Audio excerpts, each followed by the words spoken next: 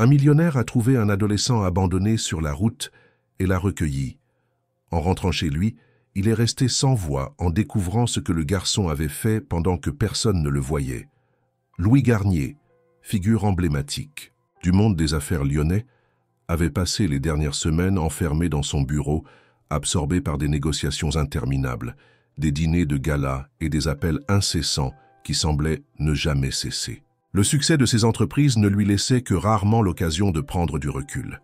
Ce matin-là, sans prévenir personne, il avait décidé de s'échapper quelques heures de cette routine suffocante.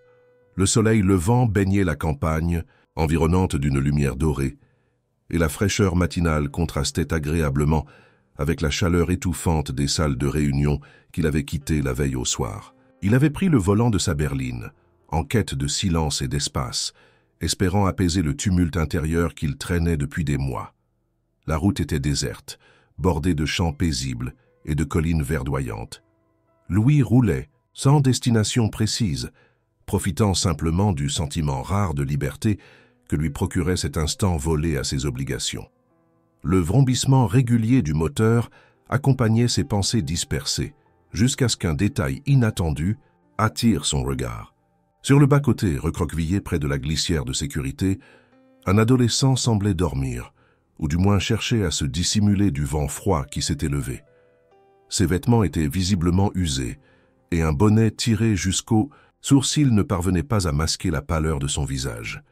Le contraste entre l'image paisible de la campagne et celle de ce jeune garçon abandonné frappa Louis de plein fouet. Instinctivement, il ralentit et gara sa voiture un peu plus loin, coupant le moteur.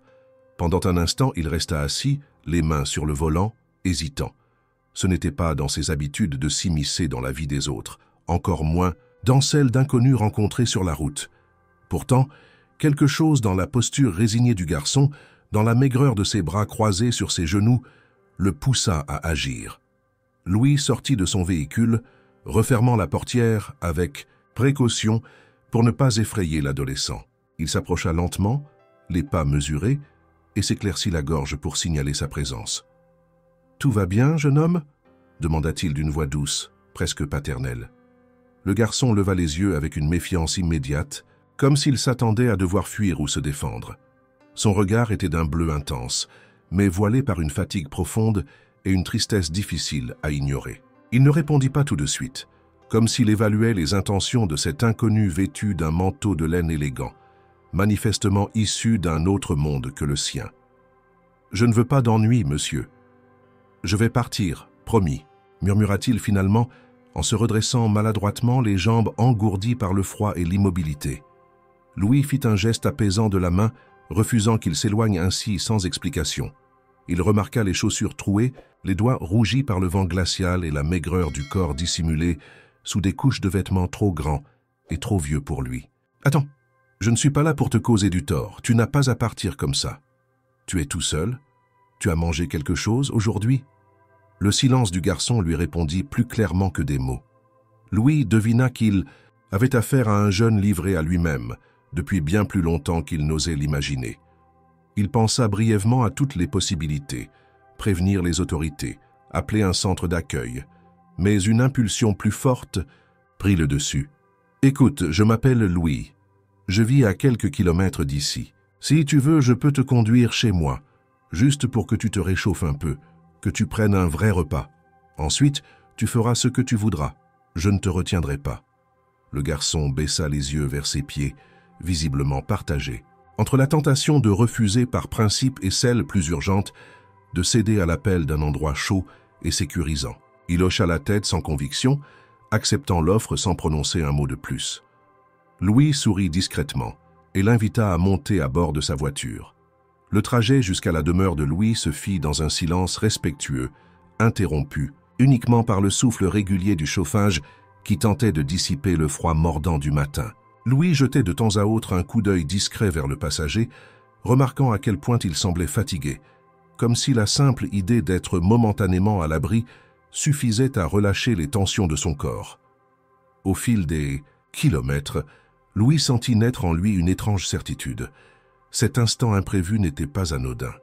Cette rencontre sur ce bout de route insignifiant allait bouleverser bien plus que sa matinée. Quelque chose lui soufflait que ce jeune inconnu n'était pas seulement un adolescent perdu de plus, mais peut-être le début d'une histoire qu'il n'aurait jamais imaginé vivre. En croisant à nouveau le regard du garçon, il comprit qu'il avait bien fait de s'arrêter. Le moteur ronronnait doucement, alors que Louis Garnier et son jeune passager prenaient la route sinueuse menant aux abords de Lyon. Le silence qui régnait dans l'habitacle semblait presque sacré, ponctué uniquement par le cliquetis régulier, des clignotants et le froissement discret des vêtements trop larges du garçon qui tentait tant bien que mal de s'enfoncer dans le siège comme pour se faire oublier. Louis respectait cette distance prudente, bien conscient que toute tentative prématurée de conversation risquait de rompre cet équilibre fragile qu'il venait d'établir. Cependant, la curiosité qu'il éprouvait à l'égard de ce jeune inconnu grandissait à chaque virage. Qui était-il? D'où venait-il? Et surtout, pourquoi se trouvait-il seul, gelé, au bord d'une route oubliée? Après plusieurs minutes de route, le garçon finit par relever timidement la tête. Le regard toujours un peu fuyant, il sembla peser ses mots avec soin avant de se présenter d'une voix basse et hésitante. « Je m'appelle Émile, Émile Dubois. » Louis sourit légèrement, soulagé que le jeune accepte de briser le silence, même si c'était avec le strict minimum. Le nom résonnait avec simplicité, comme celui de tant d'autres jeunes de la région, mais il y avait dans la façon dont il l'avait prononcé quelque chose de profondément discret, presque résigné. « Enchanté, Émile. Moi, c'est Louis. » Cette fois, le garçon hocha lentement la tête sans ajouter un mot, se contentant de tourner les yeux vers le paysage qui défilait. Ses traits fatigués, ses joues creusées et l'état lamentable de ses vêtements révélaient, sans qu'il n'ait besoin de s'expliquer, qu'il errait depuis un certain temps déjà. Louis sentait bien que le pousser à se dévoiler serait inutile, voire nuisible. Il décida donc de respecter ce silence, tout en gardant l'esprit occupé à observer les détails insignifiants qui trahissaient pourtant tant de choses. La façon dont Émile triturait nerveusement le rebord de sa manche, comme s'il cherchait à cacher ses mains, ou le regard attentif qu'il jetait sur chaque panneau, comme pour anticiper la suite du trajet et se préparer à une éventuelle fuite. Alors qu'ils approchaient des premières maisons cossues de la périphérie de Lyon, Louis ne put s'empêcher de lui adresser un regard discret. « Tu sais, personne ne t'obligera à rester. Tu viens chez moi pour te reposer, rien de plus. » Émile acquiesça, mais son visage restait fermé. Derrière ces gestes de politesse se cachait un monde entier de méfiance et de fatigue. Pourtant, malgré cette carapace, Louis percevait de discrets éclats de gratitude dans les regards furtifs que le garçon lui lançait à intervalles irréguliers. Des regards qui semblaient dire « merci » sans jamais prononcer le mot. Quelques minutes plus tard, la voiture franchit le portail en fer forgé de la propriété Garnier, la grande maison de pierre claire, entourée de jardins soigneusement entretenus et de terrasses ombragées, se dressait majestueusement sous la lumière douce de l'après-midi naissant. Émile cligna des yeux, comme s'il peinait à croire qu'un tel endroit puisse exister ailleurs que dans les magazines abandonnés des salles d'attente. Il resta un instant figé, le regard perdu dans l'immensité du domaine, tandis que Louis coupait le moteur. « Viens, tu vas voir, c'est plus chaleureux qu'il n'y paraît », dit Louis en sortant de la voiture et en contournant le capot pour lui ouvrir la portière. Émile hésita, jeta un dernier coup d'œil derrière lui, comme si la route pouvait encore l'absorber, puis finit par poser pied à terre. Le majordome, Alain, attendait déjà sous le porche, un air discrètement intrigué peint sur le visage. Il connaissait Louis depuis assez longtemps pour savoir que ce dernier n'était pas du genre à ramener des inconnus chez lui. Mais, fidèle à sa discrétion légendaire, il s'inclina légèrement et se contenta d'un sobre « Bonjour, monsieur. Tout est prêt à l'intérieur. » Louis adressa un signe de tête et se tourna vers Émile. « Suis-nous. Tu dois avoir besoin d'un bon repas et d'un endroit pour poser tes affaires. » Émile, toujours silencieux, gravit lentement les marches du perron, ses chaussures usées claquant faiblement sur la pierre. En franchissant la porte d'entrée, il découvrit un intérieur à la fois luxueux et accueillant. De hauts plafonds, ornés de moulures, des tapis épais, des fauteuils de cuir patinés et surtout, une douce odeur de bois et de cire qui emplissait l'air. Tout semblait irréel, comme sorti d'un autre monde, et il ne savait pas comment se comporter. Il s'attendait à ce qu'on lui demande de retirer ses chaussures, à ce qu'on lui ordonne de ne toucher à rien, mais rien de tel ne vint. Louis, attentif à son malaise, posa doucement la main sur son épaule. « Viens, on va te montrer ta chambre. Après ça, tu pourras prendre une douche, te changer et surtout manger quelque chose de chaud. Émile suivit le majordome jusqu'à l'étage, traversant des couloirs tapissés de portraits anciens et de bibliothèques garnies. La chambre qui lui avait été attribuée était plus grande que n'importe quelle pièce qu'il avait connue dans sa vie. Un lit double impeccablement fait, un bureau en bois massif, une armoire remplie de vêtements soigneusement pliés l'attendaient.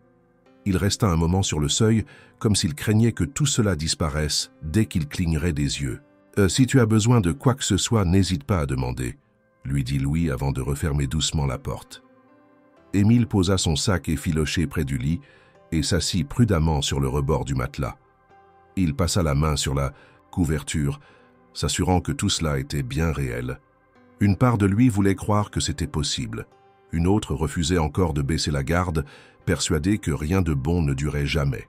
Pourtant, malgré cette prudence gravée par les épreuves, il sentit pour la première fois depuis longtemps une forme de soulagement discret, comme si peut-être il pouvait enfin relâcher un peu la pression.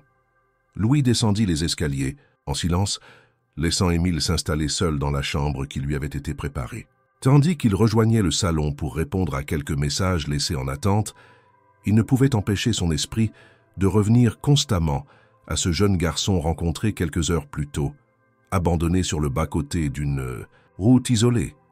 Peu importait ses projets pour la journée ou les obligations qu'il avait mises entre parenthèses, désormais tout semblait suspendu à cette rencontre inattendue. Louis avait vu, en l'espace d'un regard, bien plus qu'un « adolescent errant », quelque chose dans la posture d'Émile, dans ses silences et dans ses gestes mesurés, trahissait une histoire lourde, enfouie sous des couches de prudence et de fatigue. Après une dizaine de minutes, il demanda à Alain de préparer un repas, simple mais consistant. Il avait remarqué la maigreur d'Émile, la pâleur de ses joues, et savait qu'un bon dîner pourrait lui offrir un répit, aussi modeste soit-il. Pendant ce temps, il fit le tour de la maison, ajustant quelques détails par habitude, ouvrant légèrement les rideaux du bureau, redressant un coussin tombé du canapé. L'agitation du quotidien semblait avoir déserté les lieux, remplacée par une forme de calme inhabituel. Lorsque l'heure du repas arriva, Louis fit monter Émile à la salle à manger. Le garçon descendit timidement, vêtu de vêtements propres que le majordome avait déposés discrètement dans sa chambre. Le tissu semblait presque trop neuf pour lui, comme s'il n'avait jamais porté quelque chose d'aussi confortable et soigné. En entrant dans la pièce, il hésita un instant avant de prendre place, attendant visiblement qu'on l'y invite. Louis lui désigna une chaise face à la fenêtre donnant sur le jardin, illuminé par les derniers reflets du crépuscule. Le dîner se déroula dans un calme ponctué par quelques échanges brefs. Émile répondait poliment, mais sans entrer dans les détails de sa vie. Louis n'insista pas. Il savait qu'il fallait du temps pour que les barrières tombent. Pourtant, derrière chaque mot retenu, il sentait qu'il y avait bien plus à entendre. Émile observait la pièce d'un regard discret, détaillant chaque objet sans oser trop s'y attarder, comme s'il cherchait à comprendre comment il avait pu atterrir dans un univers si éloigné du sien. La table soigneusement dressée, les chandeliers, les assiettes finement décorées, tout cela semblait appartenir à un autre monde, un monde auquel il n'avait jamais pensé appartenir, même dans ses rêves les plus audacieux. À la fin du repas, Louis proposa une visite rapide de la maison, ne souhaitant pas que le jeune se sente perdu parmi les nombreuses pièces et couloirs. Ils parcoururent ensemble le rez-de-chaussée, longeant le grand salon où brûlait un feu discret, traversant la bibliothèque où Louis conservait des dizaines d'ouvrages rares et des souvenirs de voyage. Émile restait en retrait, répondant par des hochements de tête, absorbant chaque détail, comme si la mémoire de cet endroit lui serait utile un jour, au cas où il devrait partir précipitamment. Louis, tout en présentant les différentes pièces, ne pouvait s'empêcher d'observer ce jeune qui semblait osciller entre l'envie de disparaître et celle de s'ancrer enfin quelque part. C'était comme si chaque espace qu'il découvrait le confrontait à l'idée que peut-être il n'était pas obligé de vivre éternellement dans l'ombre et le froid. Peut-être qu'il existait des lieux où l'on pouvait s'arrêter, poser son sac et respirer sans craindre le lendemain. Après la visite, Louis proposa à Émile de se reposer, ce qu'il accepta avec un soulagement à peine dissimulé. Une fois remonté dans sa chambre, il s'assit longuement sur le lit, fixant le plafond sans vraiment savoir quoi penser. Le silence du lieu le frappait autant que le confort. Aucun bruit de la rue, aucune sirène, aucun cri.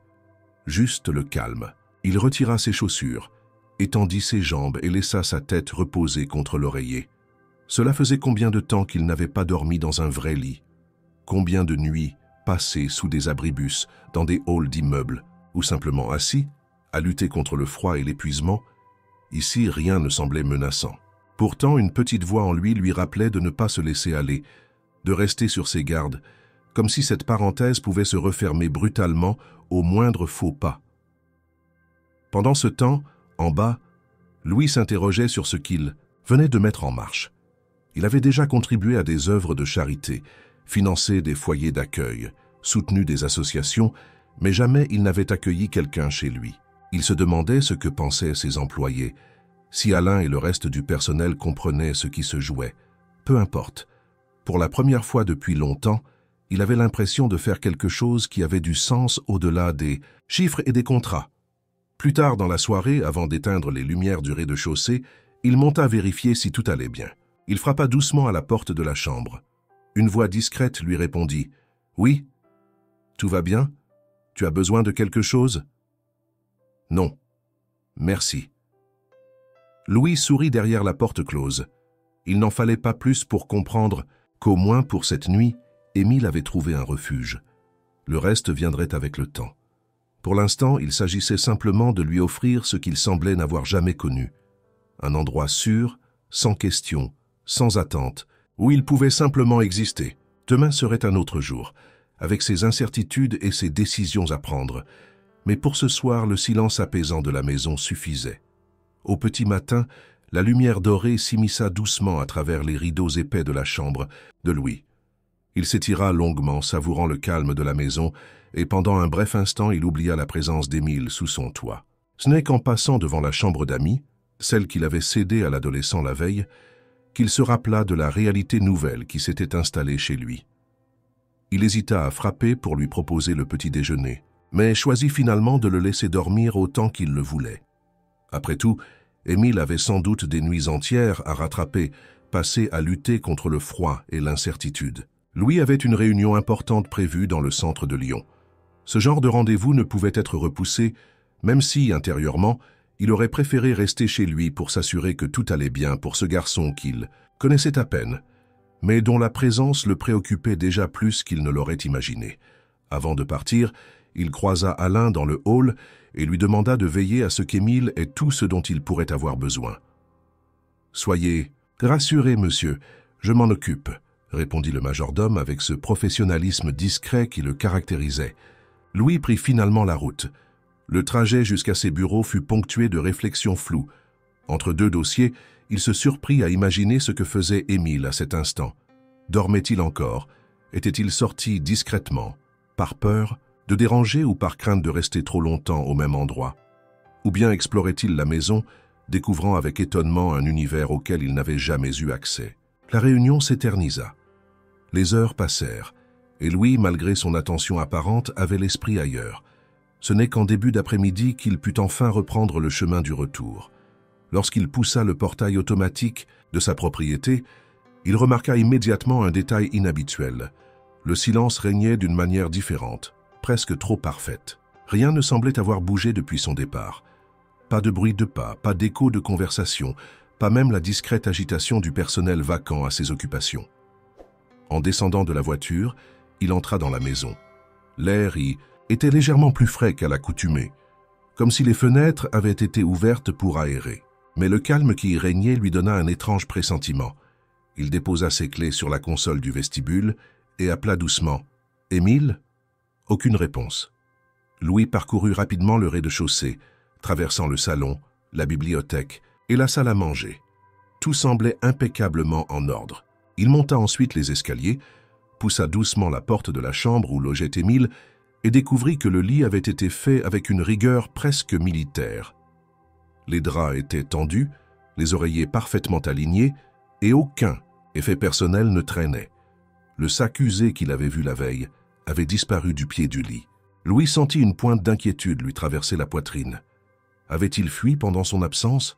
Avait-il cru que ce refuge temporaire n'était qu'une illusion de plus, vouée à disparaître à la première occasion? En redescendant, il croisa Alain qui, remarquant son air préoccupé, lui adressa un signe discret. « Le jeune homme a été vu pour la dernière fois ce matin, monsieur. Il semblait simplement vouloir prendre l'air dans le jardin. » Louis acquiesça, soulagé de savoir qu'Émile n'avait pas quitté les lieux, mais son inquiétude ne se dissipa pas complètement. Il traversa le hall et ouvrit la porte menant à la terrasse arrière, dominant le vaste parc bordé d'arbres centenaires. Pas de traces visibles d'Émile. Il fit le tour du jardin, scrutant les allées ombragées et les recoins où l'on pouvait s'asseoir à l'abri des regards. Mais rien. Ce n'est qu'en revenant vers la maison qu'il remarqua de subtils indices, imperceptibles pour quiconque n'avait pas l'habitude des lieux. Les coussins du salon de jardin avaient été légèrement déplacés, comme si quelqu'un s'y était installé avant de remettre le tout en ordre. Une chaise près de la serre avait été reculée, laissant supposer une pause silencieuse. Et pourtant, Émile restait introuvable. Louis rentra à l'intérieur, perplexe. Il s'assit dans son fauteuil habituel et observa un instant le feu de cheminée qu'Alain avait ravivé. Il songeait à ce que pouvait ressentir cet adolescent qui, la veille encore, errait seul sur une route déserte. Que signifiait pour lui le fait de se retrouver dans cette maison? Était-ce une pause entre deux fuites ou le début d'un possible ancrage? Alors qu'il réfléchissait, son regard fut attiré par des détails qu'il n'avait pas remarqués. En entrant, le tapis du vestibule semblait avoir été soigneusement redressé. Sur la table basse, les livres qui traînaient depuis plusieurs jours avaient été empilés avec soin. Même le vase du salon, qu'il avait négligé de remplir, à nouveau d'eau fraîche, semblait avoir été déplacé, comme si quelqu'un avait envisagé de s'en occuper avant d'y renoncer. Rien de tout cela n'était suffisant pour tirer des conclusions définitives, mais l'ensemble donnait l'impression subtile que quelqu'un avait discrètement pris soin de l'espace en son absence. Louis se leva, parcourut à nouveau les pièces, cherchant à capter d'autres indices du passage d'Émile. Plus il observait, plus il constatait ces infimes changements, des gestes simples, précis et discrets, qui, mis bout à bout, racontèrent quelque chose de profond. Émile n'avait pas fui. Il s'était au contraire approprié silencieusement cet espace, lui offrant un peu de son attention, comme un remerciement muet pour l'accueil reçu. Cette pensée réchauffa le cœur de Louis. Sans s'être dévoilé, Émile avait déjà commencé à marquer les lieux de sa présence invisible, par ses soins discrets et respectueux. Rassuré, Louis s'installa finalement dans le salon, attendant le moment où le jeune réapparaîtrait, prêt à continuer cette étrange cohabitation qui, il le devinait désormais, ne faisait que commencer. Louis resta un long moment assis dans le salon, observant en silence les changements discrets qui avaient modifié l'atmosphère familière de sa maison. Il lui semblait que chaque objet avait été replacé avec une attention particulière. Chaque détail portait la trace d'un soin invisible, précis et respectueux. Cela contrastait avec l'idée qu'il s'était faite d'Émile, un adolescent en fuite, éreinté par les épreuves, pour qui ce genre d'attention paraissait hors de portée. Pourtant, la maison respirait différemment, comme si quelqu'un avait voulu lui rendre hommage en silence, en lui redonnant son éclat discret et paisible. Louis se leva et gravit de nouveau l'escalier, cette fois avec l'intention d'observer plus attentivement ce qu'il avait peut-être négligé dans la précipitation. En entrant dans la chambre qu'occupait Émile, il fut frappé par l'ordre impeccable des lieux. Le lit avait été fait avec une précision méticuleuse, les draps tirés sans un pli, les oreillers gonflés et parfaitement alignés. Rien ne traînait sur le bureau, qui avait été soigneusement essuyé, et la chaise était repoussée sous la table avec une symétrie presque rigoureuse. Le sac usé d'Émile reposait discrètement dans un coin, refermé et plié, comme s'il avait voulu prouver qu'il ne prenait que le strict nécessaire, qu'il ne laisserait derrière lui aucune trace encombrante. Louis passa la main sur le rebord de la commode et constata que la poussière accumulée avait disparu. Tout indiquait qu'Émile avait pris sur lui de nettoyer la pièce, d'en prendre soin, alors qu'il aurait pu simplement s'abandonner à la fatigue et au repos. Intrigué, Louis redescendit et entreprit de parcourir le reste de la maison avec un œil neuf. Très vite, il remarqua d'autres indices. Dans le salon, les coussins du canapé, souvent déformés par son usage quotidien, avaient été redressés et gonflés. Les magazines abandonnés depuis plusieurs jours sur la table basse avaient été empilés par ordre de taille, et même les couvertures de certains étaient alignées parfaitement. Les rideaux avaient été légèrement tirés pour laisser entrer davantage de lumière, donnant à la pièce une clarté douce et chaleureuse que Louis n'avait pas pris le temps d'apprécier depuis longtemps. Dans la bibliothèque attenante, il découvrit que les livres, souvent laissés ouverts ou posés, sans précaution, avaient été rangés avec soin. Ceux qu'il consultait régulièrement avaient été empilés sur le bureau, prêts à être repris, tandis que les autres avaient retrouvé leur place sur les étagères, classés par taille et par thème, comme s'il avait confié cette tâche à un bibliothécaire méticuleux. Louis passa lentement les doigts le long du bois des étagères, s'émerveillant de constater qu'Émile, sans aucune consigne, avait saisi l'esprit du lieu et l'avait respecté en toute discrétion. En entrant dans la véranda, il fut surpris de voir que les plantes avaient été arrosées. Certaines, qu'il avait négligées ces dernières semaines par manque de temps et d'énergie, semblaient déjà avoir repris un peu de vigueur. Le terreau était encore humide, et les feuilles mortes avaient été retirées avec soin. Louis, qui connaissait chaque recoin de sa maison, n'avait jamais pensé qu'un jour quelqu'un d'autre y prêterait autant d'attention, surtout pas un adolescent recueilli la veille sans rien demander en retour. Plus il avançait, plus il comprenait qu'Émile avait cherché à rendre quelque chose. Faute de mots ou de confidences, il s'était exprimé par ses gestes simples et silencieux.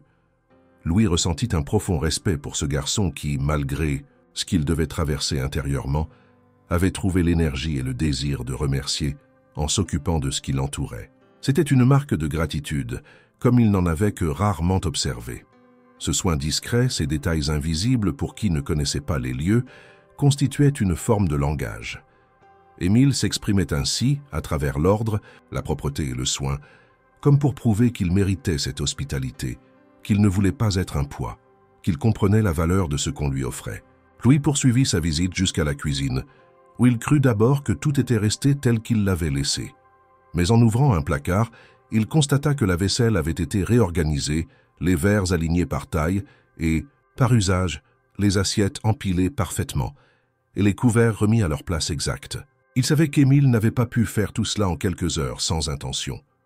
Ce n'était pas par ennui ou habitude, mais bien par volonté de participer, de remercier à sa manière. Louis réalisa alors combien ce geste était fort, combien il disait de la personnalité de cet adolescent discret et réservé. Là où d'autres auraient cherché à disparaître, Émile avait choisi de contribuer, de redonner à cet espace un éclat paisible, de manière humble et sans ostentation. En revenant dans le salon, il s'assit, réfléchissant à la suite. Que faire maintenant? Lui dire qu'il avait remarqué ses attentions? Le remercier directement ou respecter ce silence qu'Émile semblait vouloir préserver? Il choisit de ne rien brusquer, de laisser les choses suivre leur cours. Émile avait parlé sans mots, et peut-être qu'il fallait répondre de la même façon, en maintenant l'équilibre fragile qui s'était installé entre eux. Alors qu'il levait les yeux vers la fenêtre donnant sur le jardin, il aperçut, au loin, la silhouette fine d'Émile assis sur un banc face à l'étang. Il semblait perdu dans ses pensées, le regard plongé dans l'eau immobile. Louis observa un instant cette scène simple et paisible. Il sentit que quelque chose venait de changer dans sa maison, et peut-être aussi en lui-même. Cette rencontre inattendue prenait doucement racine, comme si elle ouvrait la porte à un avenir qu'il n'aurait jamais imaginé. Un avenir où, peut-être, le silence serait peu à peu remplacé par la confiance. Mais pour l'instant, il suffisait de laisser Émile agir à son rythme, dans ce langage discret qu'il maîtrisait si bien. Le jour s'étirait lentement dans un silence apaisant lorsque Louis, après avoir constaté les discrètes attentions d'Émile, disséminées dans chaque pièce de la maison, se dirigea vers la cuisine, mu par une curiosité grandissante. Tout au long de l'après-midi, il avait observé ces petites marques invisibles, ces gestes simples mais profondément significatifs qu'Émile avait laissés derrière lui comme une empreinte discrète, presque timide. Chaque détail confirmait qu'il ne s'agissait ni d'un hasard ni d'un besoin compulsif d'ordre, mais bien d'une volonté sincère de rendre quelque chose, de participer silencieusement à la vie de cette maison qu'il avait accueillie sans condition. En poussant la porte battante de la cuisine, Louis sentit immédiatement qu'un soin particulier avait été apporté à cet espace. Une odeur légère flottait dans l'air, mélange subtil de pain tiède, d'herbes fraîches et de quelque chose de doux, presque sucré. Il resta immobile quelques secondes, comme pour capter la source de ce parfum inattendu avant de s'avancer. Ce qu'il découvrit le laissa muet.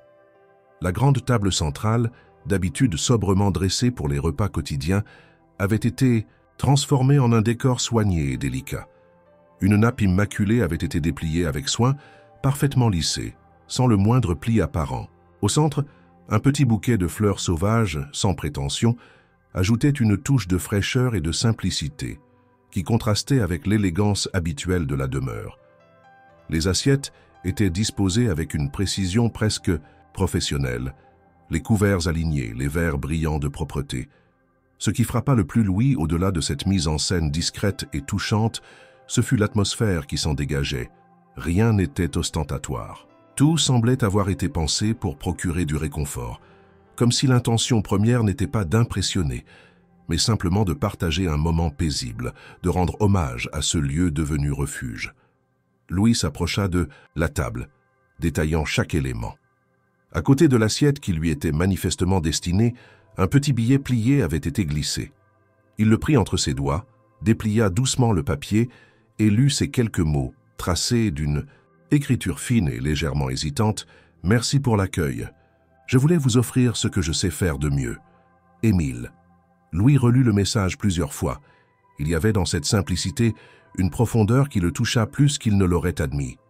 Émile avait choisi de s'exprimer par l'action, par ce qu'il savait faire de ses mains, et non par de longues explications ou des confidences. C'était sa façon d'exister dans ce nouvel espace, de prouver qu'il méritait d'y être, qu'il ne voulait pas simplement recevoir, mais aussi offrir à la hauteur de ses moyens et de son savoir-faire. Poussé par la curiosité, Louis souleva le couvercle d'un plat posé au centre de la table. À l'intérieur, il découvrit une tarte rustique aux légumes, préparée avec des ingrédients simples, mais assemblés avec soin et attention. La pâte dorée dégageait un parfum alléchant, et les légumes avaient été découpés avec une précision qui trahissait une certaine habitude, voire un talent caché. Il observa le tout avec un mélange d'étonnement et de respect. Rien de ce qu'il avait appris d'Émile jusqu'à présent ne laissait présager qu'il possédait ce type de compétences. Et pourtant, là devant lui se trouvait la preuve qu'il avait non seulement le goût du travail bien fait, mais aussi celui de la générosité silencieuse. Sans bruit, Louis s'installa à la table. Il ne voulait pas brusquer ce moment en appelant Émile, en le forçant à partager immédiatement cet instant. Il sentit qu'il devait respecter le geste dans son intégralité, et cela passait par l'acceptation discrète de ce cadeau culinaire. Il goûta la tarte avec précaution, savourant chaque bouchée, découvrant derrière la simplicité des ingrédients une maîtrise étonnante des saveurs. L'assaisonnement était juste, l'équilibre parfait, et malgré la modestie apparente du plat, tout révélait un soin minutieux apporté à sa préparation. En terminant son assiette, Louis se laissa aller à quelques pensées. Comment un garçon si jeune, manifestement livré à lui-même depuis un moment, avait-il appris à cuisiner ainsi? Avait-il travaillé quelque part, aidé un parent, observé un professionnel? Ou bien était-ce simplement un don naturel qu'il avait cultivé seul, dans l'ombre des hasards de la rue et des abris temporaires? Ces questions tournaient dans sa tête sans trouver de réponse immédiate, mais elles alimentaient son envie grandissante de découvrir l'histoire d'Émile, de comprendre ce qui l'avait mené là, à cet instant précis. Plus tard, en nettoyant la table, Louis remarqua que tout avait été prévu pour simplifier la tâche suivante.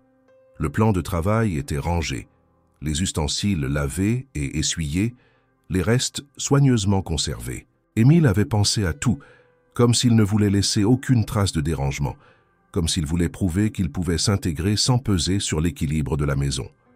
Louis comprit alors que ce n'était pas simplement de la politesse ou de la reconnaissance, mais bien une manière de montrer qu'il pouvait exister ici autrement qu'en tant qu'invité de passage. La soirée tomba doucement. Avant de monter se coucher, Louis aperçut Émile par la fenêtre du bureau. Il était assis au bord du petit mur qui longeait l'entrée du jardin, le regard tourné vers le ciel. Il ne semblait pas attendre qu'on vienne lui parler, ni même espérer qu'on le remarque. Il profitait juste du calme, de cette parenthèse improbable dans ce qui avait dû être une vie de mouvement constant et de rupture précipitée. Louis hésita à le rejoindre, puis se ravisa. Il savait qu'il faudrait du temps pour que le dialogue s'installe vraiment, mais il n'était plus inquiet. Émile avait déjà commencé à parler à sa manière, et Louis avait bien l'intention d'écouter. Le lendemain matin, Louis se leva tôt, animé par un sentiment étrange qui mêlait curiosité et bienveillance. L'atmosphère de la maison avait changé, et il savait pertinemment d'où venait cette nuance nouvelle, ce léger frémissement discret, presque imperceptible, mais bien réel.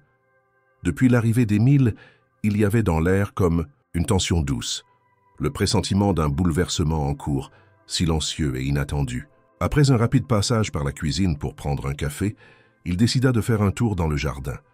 Le ciel était dégagé, l'air vif, et la rosée matinale persistait encore sur les feuilles des rosiers soigneusement taillés. Dès les premiers pas, il aperçut Émile accroupi près d'un massif de fleurs concentré sur ce qui semblait être un nettoyage minutieux des mauvaises herbes. Louis s'approcha sans bruit, respectant l'application du jeune garçon, et attendit qu'il relève la tête pour signaler sa présence. Émile le salua d'un léger hochement, esquissant un sourire timide, comme si l'habitude de fuir les regards pesait encore sur ses épaules. Louis, sans chercher à briser ce fragile équilibre, s'accroupit à son tour, observant les gestes précis et consciencieux du garçon. « Tu n'es pas obligé de faire ça, tu sais, » dit-il doucement. « Ici, personne ne te demande de travailler ou de prouver quoi que ce soit. » Émile haussa légèrement les épaules, sans cesser son activité. « J'aime bien m'occuper des choses, » murmura-t-il. « Ça me calme. » Louis sentit que ce moment méritait d'être respecté, qu'il ne fallait pas précipiter les confidences, mais il devinait aussi que, pour la première fois, Émile était prêt à livrer un peu plus que de simples gestes silencieux. Il s'assit sur le bord du muret voisin, laissant le temps s'étirer avant de reprendre la parole. « La cuisine d'hier soir, c'était délicieux. Tu as appris tout seul ?» Émile hocha la tête, les mains toujours occupées à retirer délicatement les feuilles mortes. « Un peu. J'ai regardé. Écoutez. Quand je pouvais, je traînais près des cuisines. Partout où j'allais, il y avait toujours un endroit où quelqu'un préparait quelque chose. Parfois, on me laissait aider. J'ai aimé ça. » Louis s'appuya contre le mur, les bras croisés, réfléchissant à ce que cela révélait. Il imaginait Émile, discret, observant les gestes d'un cuisinier derrière une porte entrebâillée, mémorisant des techniques simples, retenant des astuces, reconstituant des recettes entières à partir de fragments volés à la routine des autres. Un apprentissage clandestin, fait d'opportunités saisies entre deux errances. Tu sais, je connais quelques chefs ici à Lyon, des très bons. Ils pourraient sûrement t'apprendre encore plus. Émile releva la tête, visiblement surpris par la proposition. « Pourquoi vous feriez ça ?» Louis sourit sans chercher à dissimuler la sincérité de son intention. « Parce que tu as du talent. Et surtout parce que tu sembles aimer ça. Chez moi, je crois que ceux qui aiment vraiment ce qu'ils font méritent qu'on les aide à aller plus loin. » Le regard d'Émile s'éclaira un instant avant de redevenir prudent. Il détourna les yeux, replongeant dans son travail de désherbage, comme pour éviter qu'on devine l'espoir naissant qui venait de poindre derrière son masque de réserve. « Je ne sais pas si je suis fait pour ça. » Louis ne répondit pas tout de suite. Il se leva, fit quelques pas dans l'allée, puis se retourna. Personne ne sait vraiment s'il est fait pour quelque chose avant d'avoir essayé. Mais je crois qu'on le sent quelque part. Et toi, ça se voit. Ils restèrent là ensemble, à profiter de la douceur du matin sans que le silence qui s'installa ne soit pesant. Au contraire, il semblait ouvrir la voie à ce que chacun puisse penser à voix basse, sans précipitation ni pression. Au fil des minutes, Émile reprit la parole, cette fois sans qu'on le pousse. « Avant la rue, j'étais chez mon oncle, mais il ne voulait pas vraiment de moi. Alors j'ai compris que je devais me débrouiller seul. Je suis parti. Depuis, j'ai fait ce que je pouvais. » Louise écouta sans intervenir. Il savait qu'interrompre ce flot même timide risquait de refermer cette porte que le garçon ouvrait enfin. « Et aujourd'hui » demanda-t-il doucement. « Qu'est-ce que tu aimerais ?» Émile s'arrêta, fixa le jardin devant lui, les massifs encore perlés de gouttes de rosée. « J'aimerais rester quelque part, ne plus avoir à penser à demain, pouvoir me lever et savoir que je peux cuisiner, ranger, faire des choses, qui comptent, même si c'est juste pour moi. » Louis acquiesça lentement. « Je pense que tu es au bon endroit pour ça. Ici, rien ne presse. Tu peux rester tant que tu veux. » Émile parut absorber cette proposition, comme si elle était trop simple pour être vraie, trop douce pour être sincère. Mais au fond de lui, quelque chose se détendit. Peut-être pour la première fois depuis longtemps, Il acceptait l'idée qu'un lendemain pouvait exister sans menace, sans fuite nécessaire. Louis se leva, posa une main sur l'épaule du garçon, puis repartit vers la maison. « Quand tu veux, on parlera de ces chefs dont je t'ai parlé. Je suis sûr qu'ils seraient ravis de te rencontrer. » Émile resta encore un moment dans le jardin, respirant profondément l'air frais, sentant que ce lieu, qu'il n'avait d'abord envisagé que comme un abri temporaire, commençait peut-être à devenir quelque chose de plus, quelque chose qui ressemblait doucement à un foyer. Les jours suivants s'écoulèrent dans une harmonie discrète que Louis n'aurait jamais soupçonné possible. Depuis l'arrivée d'Émile, la maison avait trouvé un rythme nouveau, un équilibre silencieux, où chacun semblait s'ajuster à la présence de l'autre sans heurts ni obligation. Louis prenait plaisir à découvrir le jeune garçon sous un autre angle. Derrière la réserve persistante et la discrétion naturelle d'Émile, il devinait un esprit affûté, méthodique, animé d'une curiosité sincère pour tout ce qui touchait aux gestes manuels, à l'ordre des choses et à la création. Chaque matin, Émile trouvait un prétexte pour s'occuper. Ranger la serre, trier les vieux livres du bureau, revisiter les herbiers anciens qu'il dépoussiérait avec minutie. Le soir, il se glissait en cuisine et improvisait des plats, simples mais toujours empreints de soin, révélant ce talent brut qui avait tant impressionné Louis. Convaincu qu'un tel potentiel méritait d'être cultivé, Louis s'était rapidement renseigné auprès de ses contacts. Un appel passé à Antoine Lefebvre, l'un des chefs les plus respectés de Lyon, avait suffi pour éveiller l'intérêt du cuisinier. Louis avait esquissé l'histoire d'Émile, sans entrer dans des détails trop personnels, et Antoine avait accepté avec enthousiasme de rencontrer le jeune garçon, curieux de découvrir ce talent discret sorti de l'ombre. Tout semblait enfin prendre un tournant favorable lorsque, ce matin-là, alors que Louis finalisait quelques papiers dans son bureau et qu'Émile s'affairait à préparer des confitures dans la cuisine, la sonnerie stridente du portail retentit. Alain, fidèle à son rôle, s'empressa d'aller ouvrir, mais Louis, intrigué par cette visite imprévue, se leva pour jeter un œil discret depuis la fenêtre du salon. Deux hommes en uniforme attendaient sur le perron. Leur allure formelle et la voiture officielle stationnée à l'entrée ne laissaient aucun doute. Il s'agissait des services sociaux ou pire encore de la police des mineurs. Louis sentit immédiatement son estomac se nouer. Il n'était pas naïf. Il savait que la situation d'Émile était précaire, qu'accueillir un mineur sans tuteur légal pouvait attirer l'attention des autorités. Jusqu'alors, il avait espéré que la discrétion et le temps joueraient en leur faveur, mais il semblait que la réalité venait de les rattraper. Il rejoignit Alain à l'entrée et ouvrit lui-même la porte. « Bonjour, messieurs. Que puis-je faire pour vous ?» Le plus âgé des deux sortit un dossier de sa sacoche et lui tendit un papier officiel. « Monsieur Garnier, nous avons été informés qu'un jeune garçon, mineur et sans représentant légal identifié, aurait été vu sur votre propriété. Nous devons vérifier cette information et discuter avec lui de sa situation. » Louis feignit l'étonnement, le plus sincère possible. « Je vois. Il est bien chez moi, en effet. Je l'ai trouvé sur la route il y a quelques jours. Il avait besoin d'aide, et j'ai estimé qu'il valait mieux lui offrir un toit temporairement plutôt que le laisser dehors. Mais je vous en prie, entrez. » Tout en les faisant patienter dans le salon, Louis partit chercher Émile. En entrant dans la cuisine, il le trouva concentré, un tablier autour de la taille, mélangeant délicatement la préparation d'une confiture d'abricots. « Émile, il y a des gens ici, des services officiels, ils viennent te voir. » Le jeune garçon pâlit instantanément. Il posa lentement la cuillère en bois sur le rebord du bol, essuya ses mains sur le tablier et baissa les yeux. « Je dois partir, c'est ça ?» Louis posa une main ferme mais rassurante sur son épaule. « Pas si vite. Laisse-moi m'occuper de ça.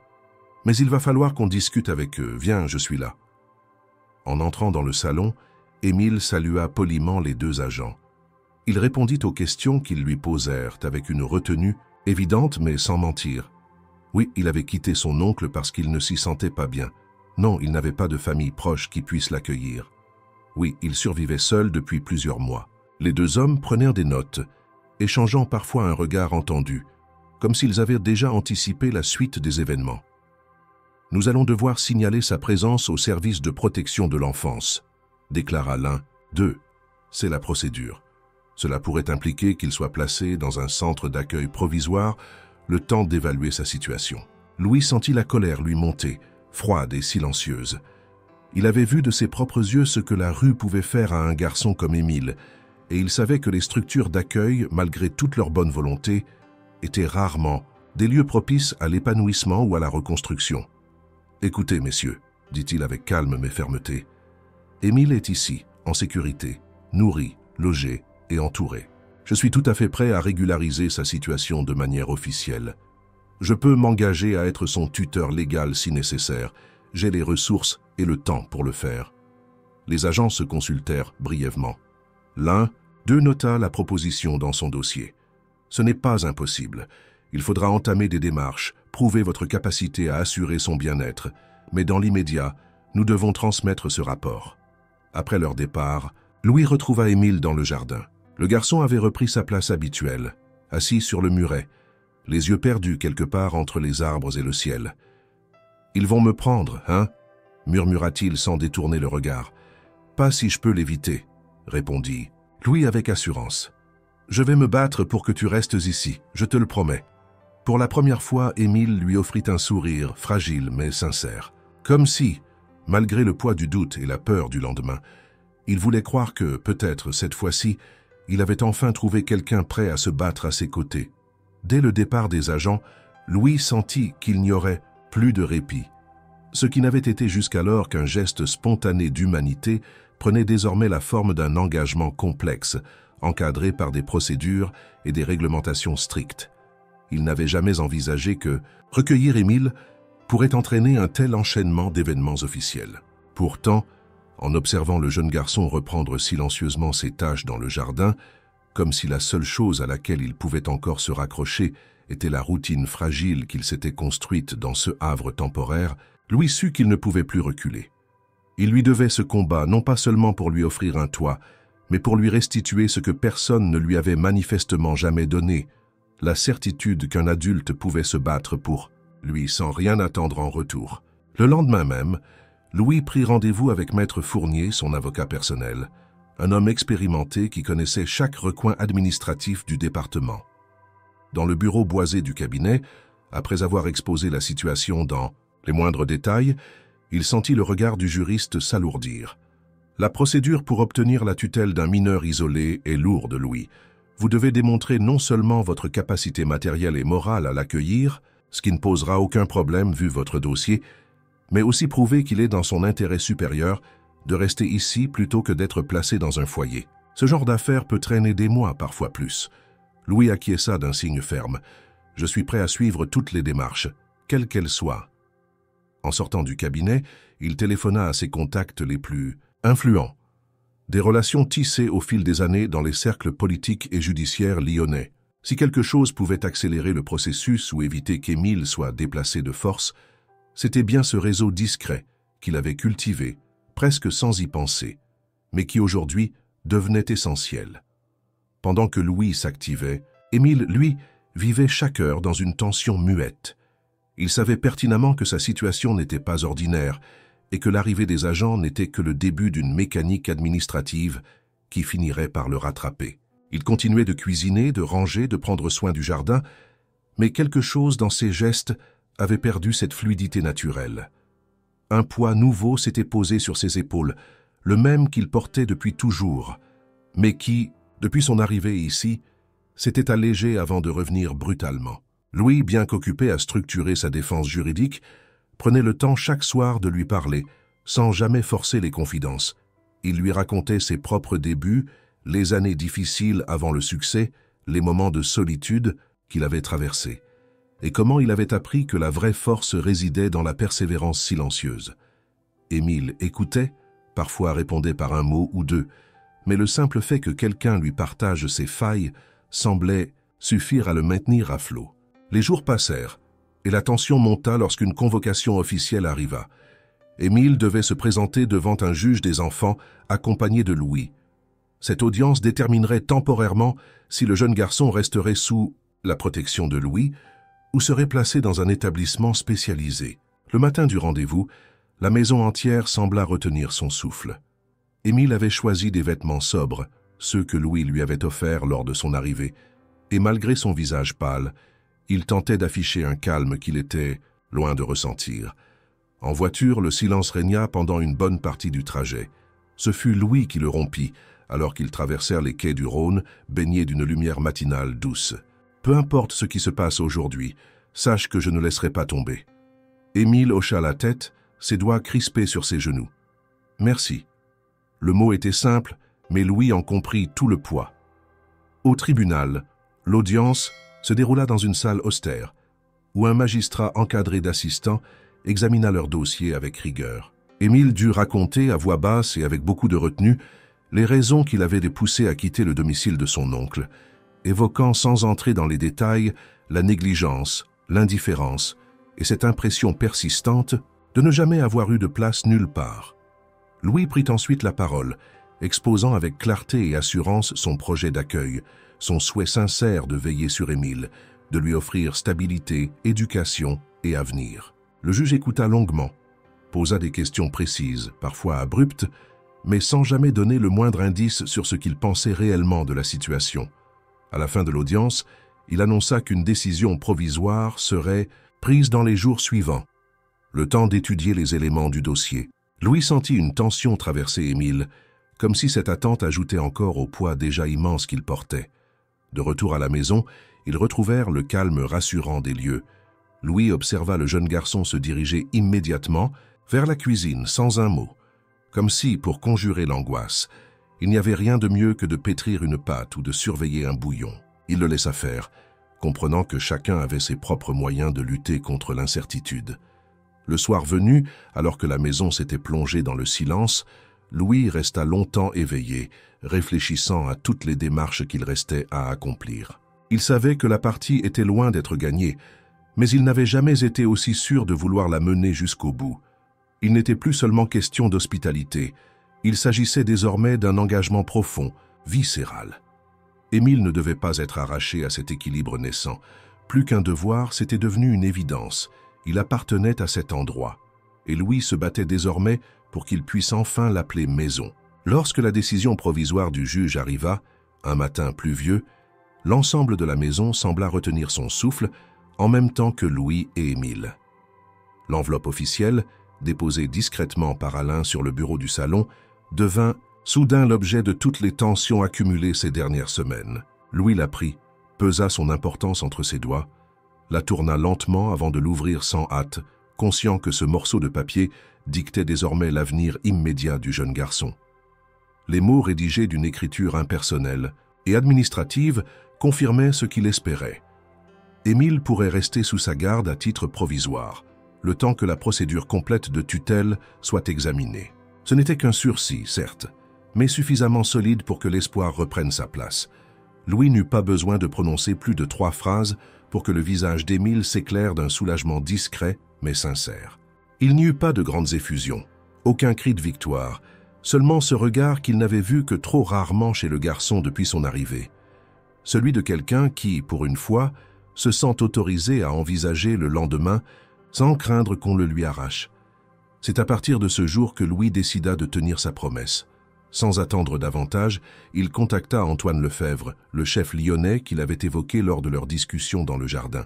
Le rendez-vous fut fixé pour le samedi suivant, dans les cuisines d'un petit bistrot discret que le chef utilisait parfois comme laboratoire culinaire, loin des projecteurs et des attentes mondaines. Émile, d'abord hésitant, accepta l'invitation sans trop savoir à quoi s'attendre. Il avait du mal à concevoir qu'on puisse réellement prendre au sérieux ses gestes simples, ses recettes improvisées et ses modestes savoir-faire glanés au fil des années. Pourtant, ce matin-là, lorsqu'il enfila une chemise propre et attacha ses cheveux en arrière, il le fit avec une minutie qui trahissait l'importance qu'il accordait secrètement à cette rencontre. Louis l'accompagna jusque devant l'établissement, puis le laissa entrer seul, observant à distance l'adolescent franchir le seuil, la tête haute malgré la nervosité visible dans ses gestes. À l'intérieur, Antoine l'attendait, grand la cinquantaine élégante, les yeux pétillants de malice et d'exigence.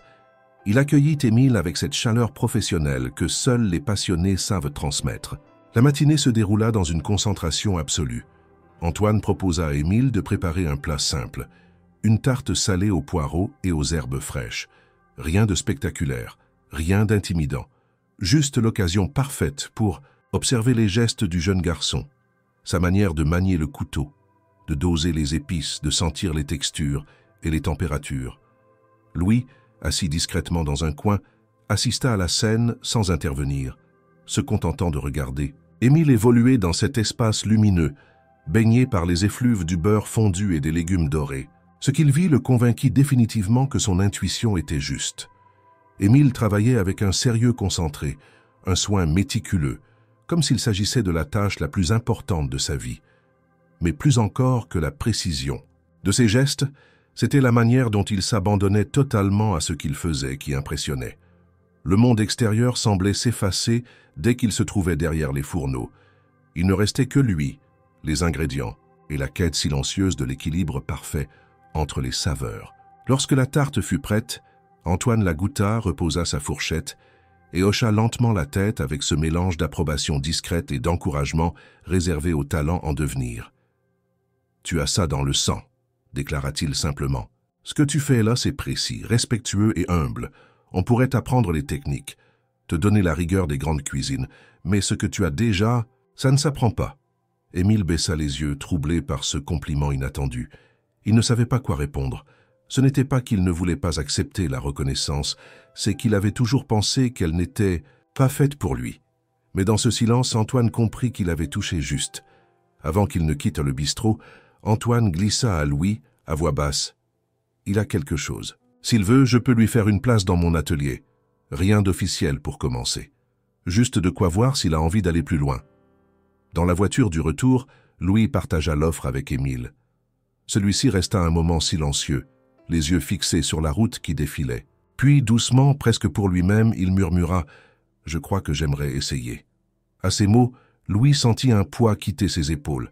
Ce n'était qu'un premier pas, modeste et fragile, mais c'était surtout le début de quelque chose qu'il savait essentiel.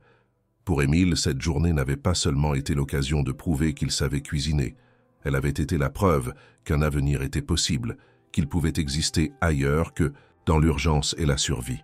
De retour à la maison, Émile reprit ses habitudes. Il alla vérifier le jardin, rangea les ustensiles de la cuisine laissés à sécher et prépara un dîner léger. Mais Louis remarqua dans chacun de ses gestes une assurance nouvelle, discrète, comme si cette perspective venait enfin lui offrir un horizon. Ce soir-là, pour la première fois, Émile se permit de poser une question anodine, mais qui révélait tout. « Vous croyez qu'il y a des recettes que je pourrais inventer ?»« Moi ?» Louis sourit, posa son livre et répondit sans hésiter « Je n'en doute pas une seconde, et je suis impatient de les goûter. » Dans le silence apaisé du salon, ponctué seulement par le crépitement léger du feu, Louis comprit que la route allait être longue, mais qu'elle venait enfin de commencer dans la bonne direction. Et cette fois, Émile n'était plus seul pour l'emprunter. Une année passa sans qu'aucun des deux ne prenne vraiment conscience du temps qui filait. Entre les démarches administratives menées avec ténacité par Louis et les heures passées en cuisine auprès d'Antoine Lefebvre, Émile s'était peu à peu transformé. Il avait troqué ses gestes hésitants contre des mouvements assurés, sa discrétion maladive contre une réserve posée et confiante. Chaque jour, il en apprenait davantage, non seulement sur la cuisine, mais aussi sur lui-même, comme si, en apprenant à assembler des saveurs, il réapprenait surtout à s'assembler, lui à reconstruire ce qu'il croyait définitivement perdu. Louis observait cette évolution avec un mélange de fierté et de prudence. Il savait qu'Émile portait encore en lui des blessures que même les années n'effaceraient pas totalement, mais il voyait, dans la façon qu'il avait de sourire, sans s'en rendre compte ou de se passionner pour le moindre détail d'une recette, que quelque chose avait pris racine. C'est pourquoi, lorsque l'idée d'organiser un événement caritatif prit forme dans son esprit, il sut immédiatement qui devait être au centre de la soirée. Depuis longtemps, Louis soutenait discrètement plusieurs associations locales œuvrant pour les jeunes sans-abri. Cette fois, il voulait faire plus qu'écrire des chèques et poser pour des photos. Il voulait créer une soirée qui raconterait une histoire, celle d'Émile, sans même avoir à la nommer explicitement. Il confia l'organisation à son équipe, réserva les salons d'un hôtel particulier du centre de Lyon et, surtout, demanda à Émile s'il accepterait de préparer le dîner du gala. La question le prit au dépourvu. Émile resta longtemps silencieux, les yeux fixés sur la page ouverte d'un carnet de recettes où il griffonnait ses idées. Préparer un repas pour des dizaines d'invités prestigieux, c'était une chose à laquelle il n'avait jamais songé. Pourtant, au fond de lui, il sut immédiatement qu'il ne pouvait pas refuser. Ce n'était pas seulement un défi culinaire, c'était aussi une manière de rendre tangible tout ce chemin parcouru depuis cette nuit glaciale où Louis l'avait trouvé au bord de la route. « Je veux bien essayer », répondit-il simplement, avec cette humilité qui n'avait jamais quitté son regard. Les jours précédant l'événement furent d'une intensité rare. Émile travailla sans relâche, composant un menu qui lui ressemblait. Modeste, précis, honnête. Il refusa les propositions pompeuses et préféra s'appuyer sur des produits simples mais magnifiés par des techniques qu'il maîtrisait désormais. Louis veillait de loin, refusant d'intervenir, convaincu que l'instant ne pouvait appartenir qu'à lui. Le soir venu, les salons de l'hôtel se remplirent lentement. Des visages connus du monde économique et culturel lyonnais prenaient place autour des tables élégamment dressées. Au milieu des conversations feutrées et des coupes de champagne, rares furent ceux qui remarquèrent le jeune homme qui passait discrètement de la cuisine à la salle pour superviser les derniers détails. Il portait une veste blanche impeccable, et même si ses gestes trahissaient encore une certaine nervosité, son regard restait fixé sur l'objectif qu'il s'était donné, offrir à ses convives un moment de vérité, sans artifice.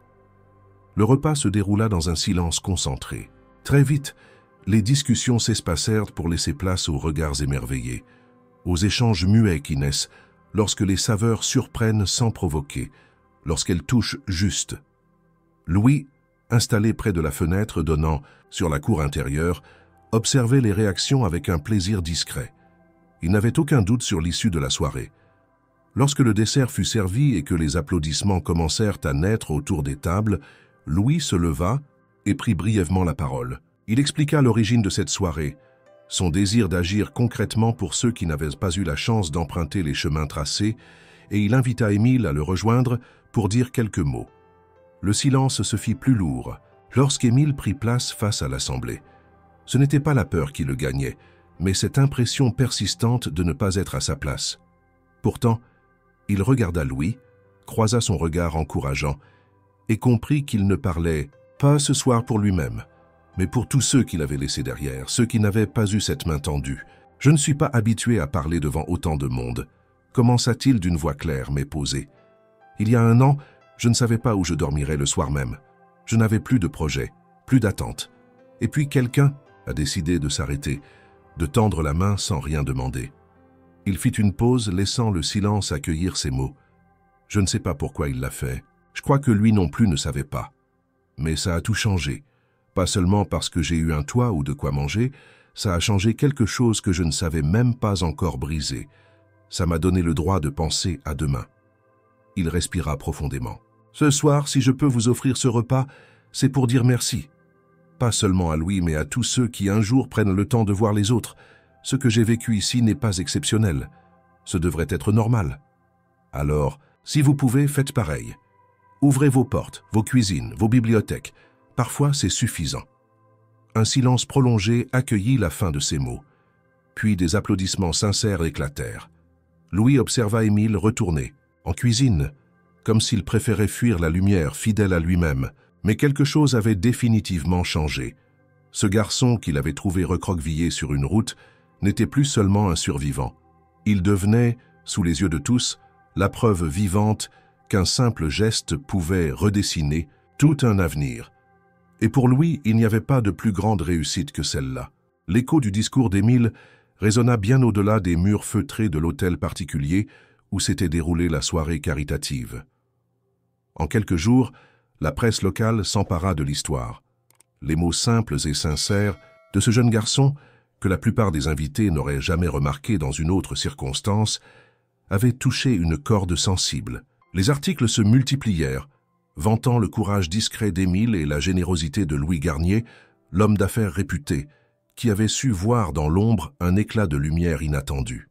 Mais au-delà de cette notoriété, soudaine, ce furent les conversations privées qui se révélèrent les plus fécondes.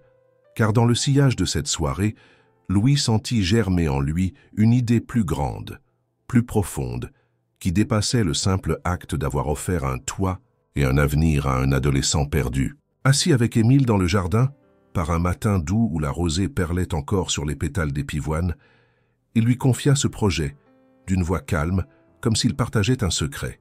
« Et si on allait plus loin ?» dit-il en fixant l'horizon. « Ce que nous avons fait pour toi, ça pourrait devenir une porte ouverte pour beaucoup d'autres. Il y a des jeunes qui attendent juste qu'on leur donne un espace pour apprendre, pour croire qu'ils peuvent eux aussi bâtir quelque chose. » Émile le regarda, d'abord surpris, puis intrigué. Depuis plusieurs semaines déjà, il s'était habitué à l'idée que sa vie prenne enfin un sens, qu'elle se construise autour de la cuisine et des gestes appris avec passion. Mais l'idée qu'il puisse à son tour transmettre, accueillir, guider, semblait encore irréelle. « Une école ?» demanda-t-il doucement. « Oui, pas une grande institution froide et impersonnelle, une vraie maison, un endroit où on apprend en faisant, où on vient pour cuisiner, pour comprendre le travail, pour découvrir qu'on a de la valeur. Ce que tu fais si bien, ce que tu es devenu capable d'offrir, ça pourrait changer bien plus que ta propre histoire. » Émile réfléchit longuement. Lui qui avait tant de fois dormi dans des foyers bruyants et impersonnels, qui avait connu la froideur administrative des accueils provisoires, imaginait mal un lieu où l'on se sentirait réellement chez soi, tout en apprenant un métier. Pourtant, si Louis le disait, peut-être que c'était possible. « Je veux bien essayer », souffla-t-il, presque intimidé par l'ampleur de ce qui se dessinait. Louis sourit. À cet instant précis, il sut qu'il venait de poser la première pierre d'un projet qui dépasserait leurs attentes. Les semaines suivantes furent consacrées à donner corps à cette idée. Louis mobilisa ses contacts, fit jouer ses relations dans les milieux associatifs et professionnels, tandis qu'Émile dessinait sur un cahier à spirale ce qu'il aimerait voir dans cette école pas comme les autres. Il imagina des cuisines ouvertes, où l'on apprendrait autant en regardant qu'en pratiquant, des jardins potagers pour travailler la terre et comprendre l'origine des saveurs, des chambres simples mais confortables pour ceux qui n'avaient nulle part où aller, une bibliothèque remplie non seulement de livres de recettes, mais aussi d'histoires du monde entier, parce qu'il savait mieux que quiconque combien lire pouvait parfois sauver du silence. En quelques mois, un vieux bâtiment aux abords de Lyon fut rénové. Une ancienne maison de maître délaissée, aux murs solides et aux combles vastes, retrouva une seconde vie. Louis finança les travaux avec discrétion, préférant mettre en avant le projet plutôt que son nom. Émile, lui, participa à chaque étape, du choix des carrelages pour les cuisines à la disposition des tables de travail. Il voulait que chaque détail respire la simplicité et la dignité. Rien d'ostentatoire, rien de clinquant.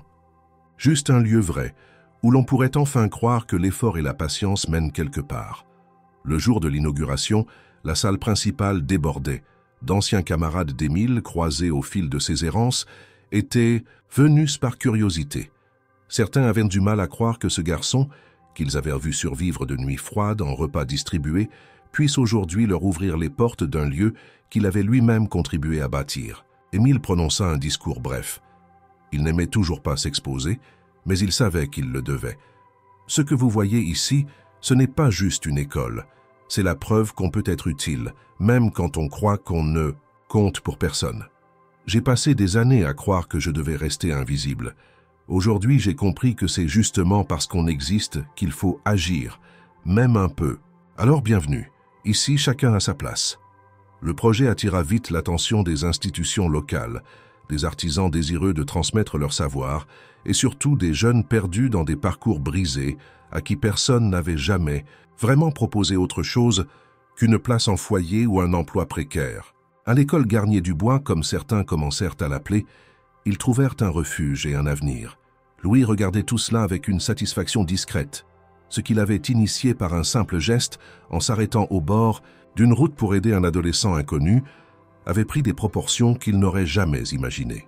Mais le plus beau, c'était qu'Émile ne voyait toujours pas combien il en était la clé.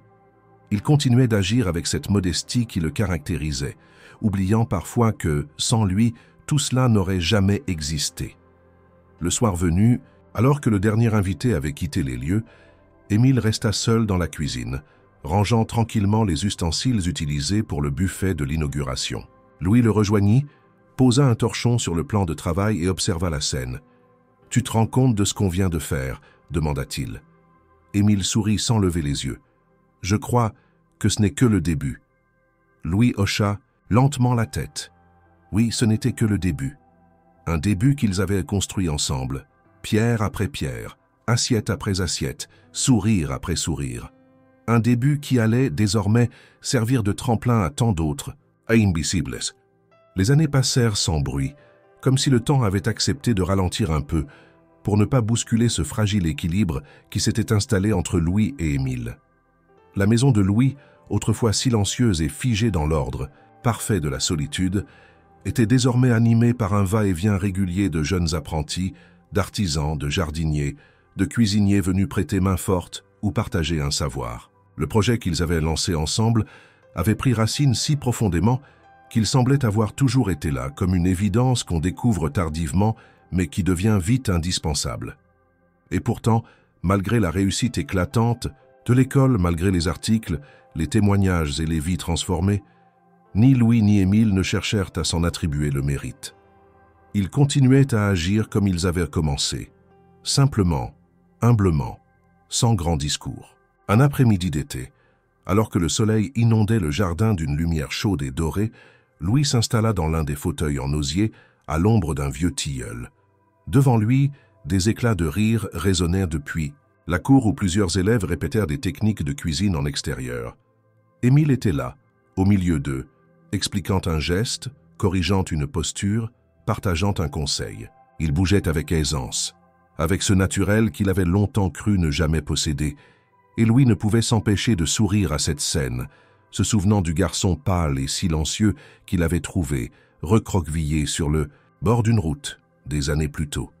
Il se demanda souvent ce qui l'avait poussé à s'arrêter ce jour-là. Ce n'était pas de la pitié, il le savait. Pas davantage un simple élan de charité. C'était autre chose, plus profond, plus instinctif, comme si, sans le savoir, il avait reconnu en Émile ce qu'il avait lui-même cherché toute sa vie sans jamais vraiment le nommer. Une raison d'agir qui dépasse les chiffres, les contrats, les rendez-vous. Une manière de donner du sens à ce que l'on possède, au temps qu'il nous reste et aux espaces que l'on habite. Émile finit par s'approcher, laissant les élèves poursuivre seuls leurs exercices. Il s'assit aux côtés de Louis, essuyant rapidement ses mains sur un torchon de cuisine. « Ils sont doués cette année », dit-il en observant le groupe avec attention. Louis hocha lentement la tête. « Oui, et ils ont de la chance de t'avoir. » Émile sourit, secoua légèrement la tête, comme pour minimiser le compliment, mais il ne chercha plus à le réfuter comme avant. Le temps avait fait son œuvre, il savait désormais ce qu'il valait, même s'il préférait continuer à le prouver par ses actes plutôt que par des mots. Un silence confortable s'installa entre eux. Ils n'avaient plus besoin de remplir les vides par des conversations inutiles. Le simple fait d'être là, ensemble, suffisait. Louis ferma les yeux un instant, profitant du souffle léger du vent qui passait entre les branches. « Tu te souviens de ce jour sur la route ?» demanda-t-il sans ouvrir les paupières. « Comment oublier ?» répondit Émile dans un souffle. Louis rouvrit les yeux et tourna la tête vers lui. « Parfois, je me dis que c'est moi qui ai eu le plus de chance ce jour-là. » Émile haussa un sourcil, intrigué. « Pourquoi ? Parce que tu m'as montré qu'il y avait autre chose à faire de tout ça, de cette maison, de mon temps, de ma vie finalement. Avant toi, tout était bien rangé, parfaitement organisé, mais creux. Tu as rempli ce vide, sans même t'en rendre compte. » Émile resta silencieux. Il savait que Louis disait vrai, et il savait aussi que lui-même n'aurait jamais pu imaginer un jour entendre de telles paroles. Quand il repensait à la peur qu'il habitait encore, les premières semaines passées ici, il mesurait le chemin parcouru. Il n'était plus ce garçon qui attendait la prochaine fuite, le prochain refus, le prochain abandon. Il était devenu quelqu'un de stable, d'utile, quelqu'un qui, à son tour, pouvait tendre la main sans craindre qu'on la repousse. Plus tard dans la soirée, alors que la lumière déclinait et que le jardin se vidait peu à peu, Louis et Émile restèrent, assis là, observant les derniers éclats du jour s'effacer derrière la colline. Les jeunes de l'école avaient rangé le matériel, refermé les volets des ateliers, et la maison avait retrouvé ce calme doux et paisible qui précédait la nuit. Louis se leva finalement, posa une main affectueuse sur l'épaule d'Émile. « Tu sais que quoi qu'il arrive, tout ça t'appartiendra un jour. » Émile releva les yeux vers lui, surpris. Ce n'était pas prévu, ça. Louis sourit. « Non, rien de tout ça n'était prévu. Mais parfois, ce qui n'est pas prévu devient la seule chose qui compte. » Émile baissa les yeux, réfléchit un instant puis acquiesça doucement. « Alors je prendrai soin de tout ça, comme tu l'as fait pour moi. » Louis lui fit un signe discret avant de rentrer dans la maison, le cœur apaisé. Il savait que, le moment venu, il pourrait partir sans crainte, parce qu'il laissait derrière lui bien plus qu'un héritage matériel. Il laissait un foyer vivant, un projet en mouvement, une main tendue qui ne cesserait plus jamais de se prolonger. Émile resta encore un peu dehors, profitant du silence. Il regarda la maison, les fenêtres illuminées, le potager au loin, l'atelier de cuisine, les visages de ceux qui l'avaient aidé à reconstruire comme lui-même l'avait été. Et il comprit que ce qu'il croyait avoir fui toute sa vie avait fini par le rattraper sous une forme qu'il n'attendait plus, celle d'un « chez soi ». Et tout avait commencé simplement par un homme qui avait décidé un jour de s'arrêter.